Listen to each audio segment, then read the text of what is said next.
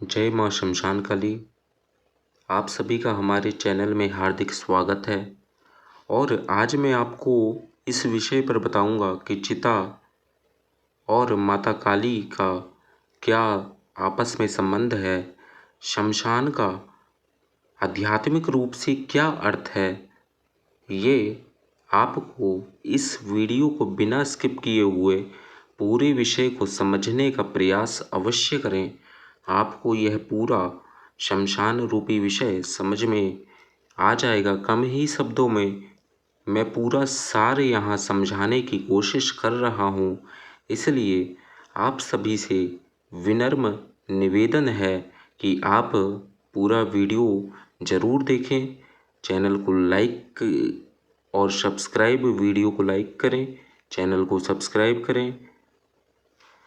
देखिए, चिता और माता काली के बीच में क्या संबंध है वो मैं आपको पहले बता देता हूँ।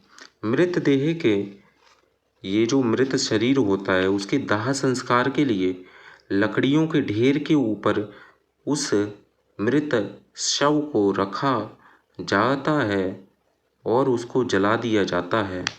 इसको चिता कहते हैं।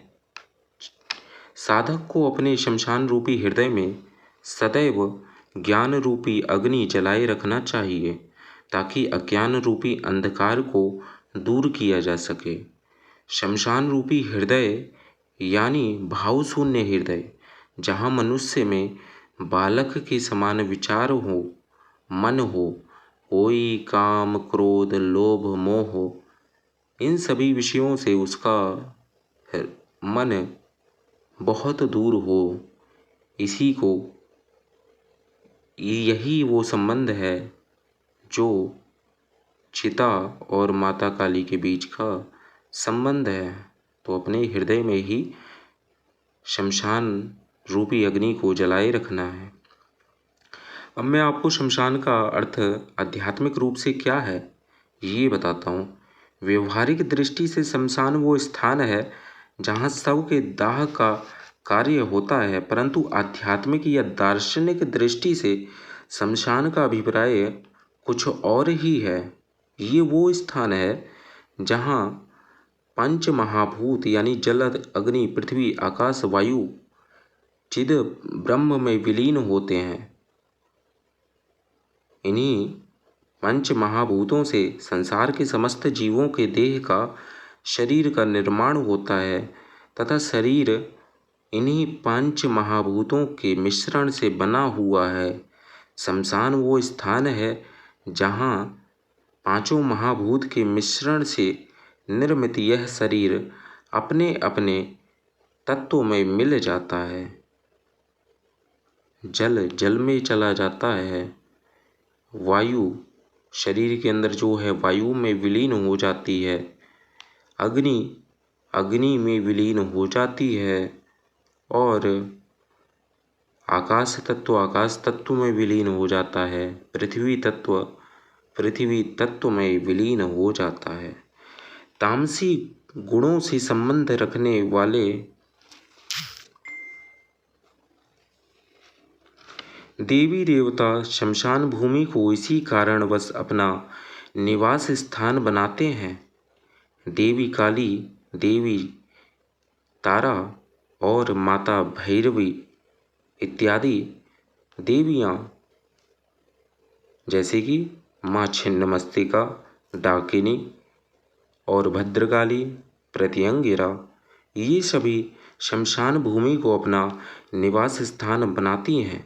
भगवान शिव, महाकाल, काल भैरव, बटुक भैरव और योगिनियाँ यक्षिणियाँ ये सभी शमशान में वास करती हैं। तो शमशान क्या है? शमशान एक मंदिर से भी पवित्र स्थान है। अर्थात जो ज्ञानी है, आध्यात्मिक है, उसके लिए शमशान कोई तंत्र मंत्र करने का स्थान नहीं है, अपितु वह अपने देवी या देवता से मिलन का स्थान है जहाँ उसके मन को जाकर सुकून मिलता है। ये वही स्थान है। आध्यात्मिक दृष्टि से शमशान विकार रहित हृदय या मन का प्रतिनिधित्व करता है। मानव देह कई प्रकार के विकारों का स्थान है। काम, क्रोध, लोभ, मोह, ईर्ष्या, स्वार्थ आदि भावनाओं से यह भरा हुआ है। अतः देवी उसी स्थान को अपना निवास स्थान बनाती है जहाँ इन विकारों या व्यर्थ के आचरणों का दाह होता है।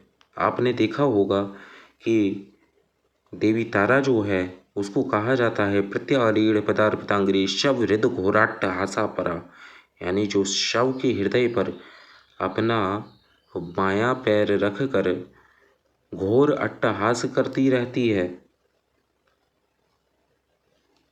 तो मन या हृदय वो स्थान है जहाँ इन समस्त विकारों का दाह संस्कार होता है।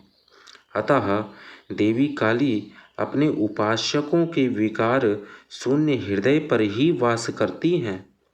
जब तक साधक के मन में यह विकार रहेंगे तब तक माता काली की कृपा प्राप्त नहीं कर सकते।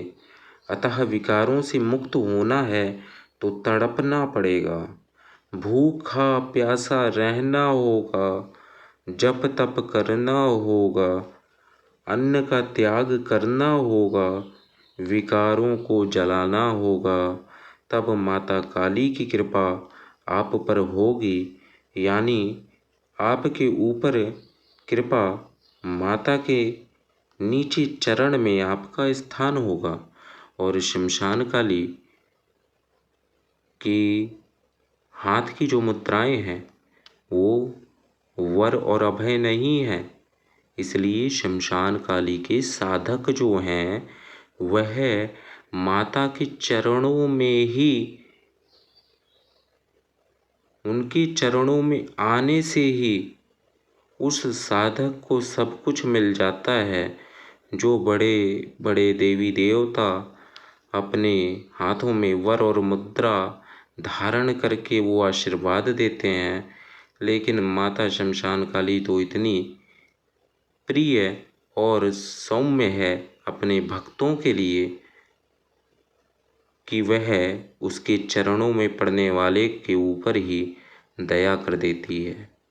जिस प्रकार एक मृतक का शरीर शमशान में लेटा दिया जाता है तो वह उस मृत शरीर को उसके पंच तत्वों में पृथक कर देती है। आज के लिए बस इतना ही। अगले अंक में हम आपको माता काली और अन्य शक्तियों के विषय में बहुत कुछ बताएंगे। जय माँ शमशान काली।